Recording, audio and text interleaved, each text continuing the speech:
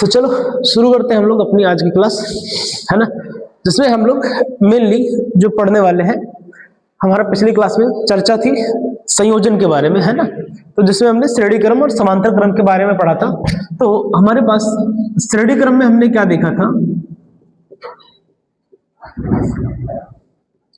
यार, देखो एक रेजिस्टेंस आपके पास ये रहा R1,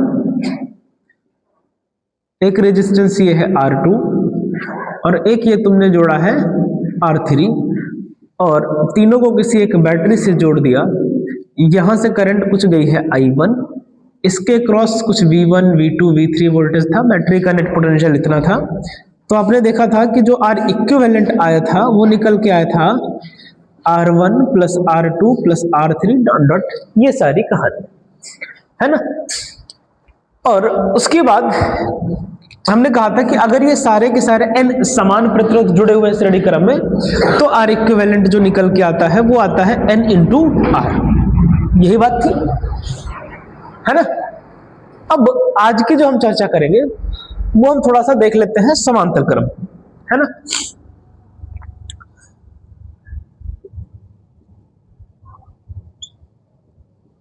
समांतर क्रम में भी हमने क्या क्या चीजें देखी थी। सबसे पहली बात तो, हालांकि हमने शायद पूरा पढ़ लिया था ना, समांतर क्रम पूरा हो गया था, कुछ बचा था भाई, हो गया था ना।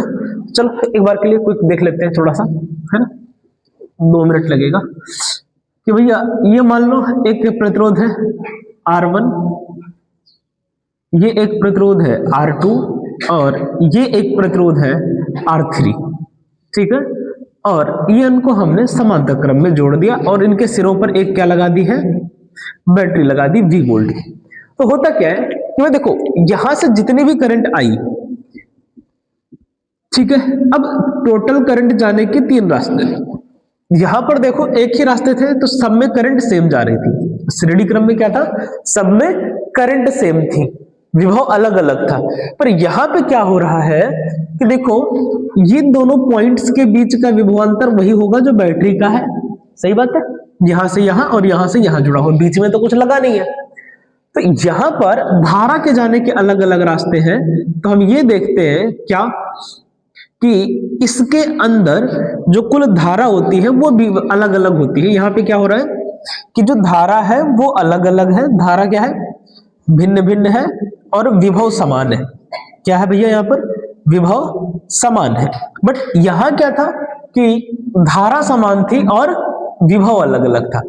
यहां पर धारा के जाने के सिर्फ एक रास्ते होते हैं और यहाँ पे एक से अधिक रास्ते। तो अगर सिर्फ एक रास्ते दिखे तो वो आपसे एग्जाम में ना तो सीधा समांतर पूछता है ना तो सीधा श्रेणी क्रम पूछता है। आपको दोनों, आपसे जब भी पूछेगा दोनों को मिक्सअप करके पूछेगा, है ना। ये श्रेणी में है और समांतर में है, दोनों को मिक्स करके ही पूछता है जब भी आपसे पूछा जाता है, ठीक है। तो अगर दोनों को मिक्स करके पूछेगा तो हमें पता है कि जो कुल करंट, हमने ओम का नियम भी पढ़ रखा है, V बराबर I इंटू R। तो I बराबर क्या हो जाता है, V बटे R। तो कुल धारा हमारी क्या हो जाएगी सर, I बराबर I1 plus I2 plus I3। इसको रखोगे तो I1 की जगह रख दोगे तो क्या आ जाएगा, V बटे R1, इसकी जगह पर सर V बटे R2, सर इसकी जगह पे V बटे R3, ऐसे जितने भी लगे होंगे सबके लिए, ठीक।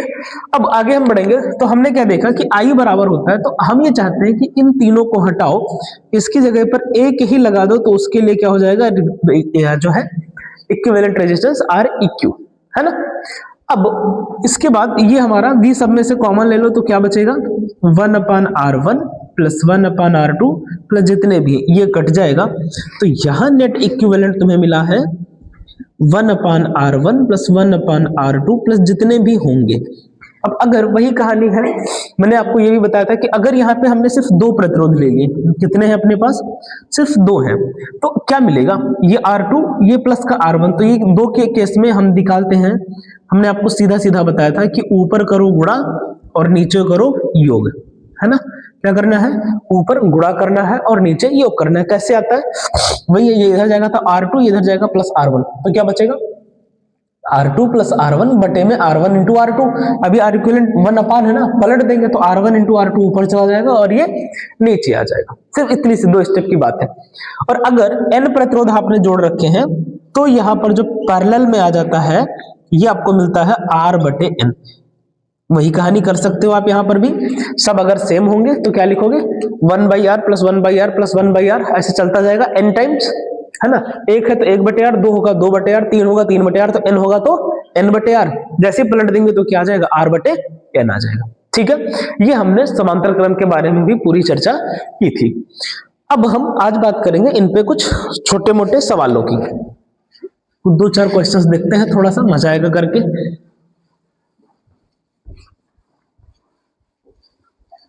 अब आपको क्या करना है, सब हर एक क्वेश्चन के लिए आज जितने भी हम क्वेश्चंस करेंगे, हर क्वेश्चन में एक चीज कॉमन है, और वो कॉमन चीज ये है कि दिए गए परिपथ में तुल्य प्रतिरोध ज्ञात करना है। ठीक है, तो कॉमन चीज क्या आपने को हर क्वेश्चन में करनी है, जो भी परिपथ है उसमें क्या करना है, तुम्हें तुल्य प्रतिरोध की गणना करनी है।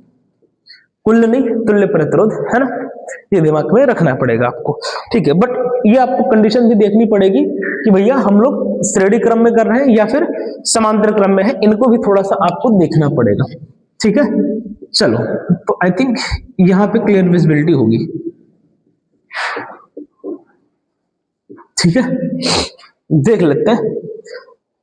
तुल्य प्रतिरोध आपको फाइंड आउट करना है, जितने भी अपने पास डायग्राम होंगे। चलो पहला क्वेश्चन, थोड़ा सा आप लोग भी साथ देते चलना। जैसे हमने, अब देखो हम ना तो सीधा श्रेणी लेंगे ना तो सीधा समांतर लेंगे, दोनों को मिक्स करके लेंगे हर एक क्वेश्चन में।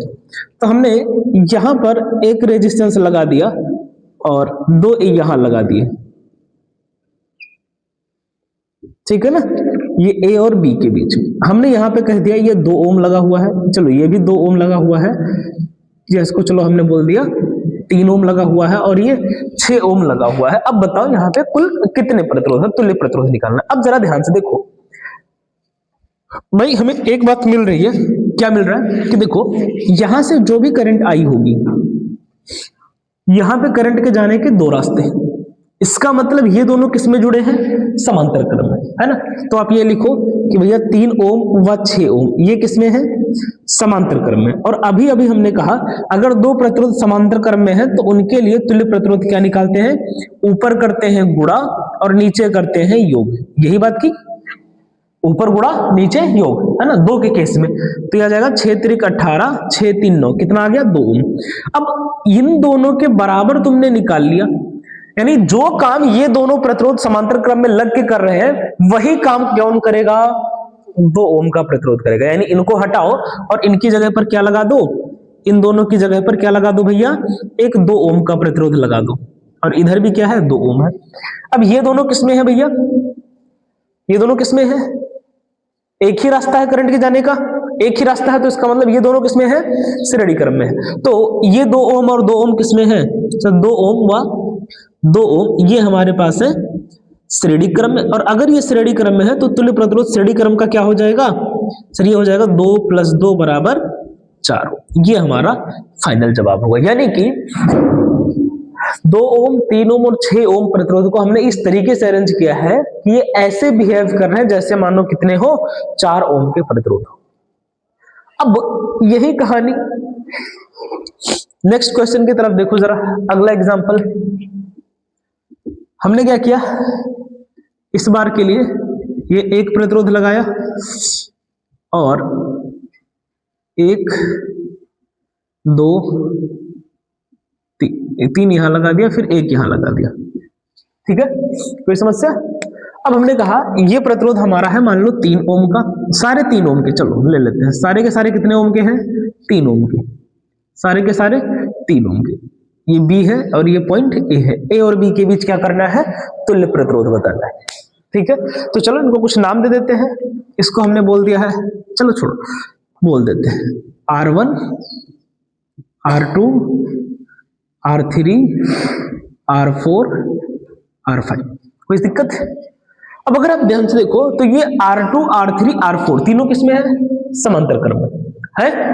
तो लिखो यहां पे हल, देखो सर R2 R3 R4 ये तीनों किसमें है। अच्छा एक बात बताओ, क्या तीनों बराबर है? और हमने आपसे कहा कि जब अगर 3 प्रतिरोध n प्रतिरोध एक समान है और समांतर क्रम में जुड़े हुए हैं तो उनका जो तुल्य प्रतिरोध निकल के आता है वो कितना आता है, R/n। यही बताया था ना, कितने कितने ओम के प्रतिरोध है सर, 3 3 ओम के, कितने कितने हैं, तीन तीन ओम। कितने प्रतिरोध है, सिर्फ तीन प्रतिरोध है, तो इनके लिए कितना आ जाएगा, 1 ओम इन तीनों के केस में। अब चाहो तो इनको लिखो ना, 1/3 प्लस 1/3 प्लस 1/3 कितना आएगा, 1 ही तो आएगा, है ना। तो बस वही कहानी हमने क्या कि भाई तीन तीन ओम के तीन प्रतिरोध थे तो R/N लगा दिया, सेम थे ना। अगर अलग अलग होते तो हम फार्मूले से चलते, ऐसा नहीं है कि ना चलते, पर सेम है। जब फार्मूला हमने पढ़ा ही क्यों है भाई, इसी दिन के लिए पढ़ा है ना।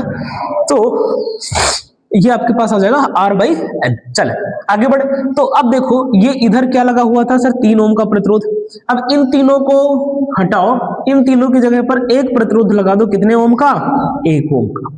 और ये 3 ओम का लगा हुआ था, और इधर भी एक लगा हुआ है 3 ओम का, है ना। अब ये तीनों किसमें है, अब ये किसमें है, श्रेणी क्रम में। तो तुल्य प्रतिरोध अब निकाल लो, कोई दिक्कत। तो ये 3 है, ये 3 और 6, तो 3 + 1 + 3 बराबर कितना आ जाएगा, 7 ओम। तो इस तरीके के क्वेश्चंस आपसे पूछे जाएंगे मिक्सअप करके। समझ आ रही है बात थोड़ी सी। चलो फिर इतना नोट डाउन करो फटाफट।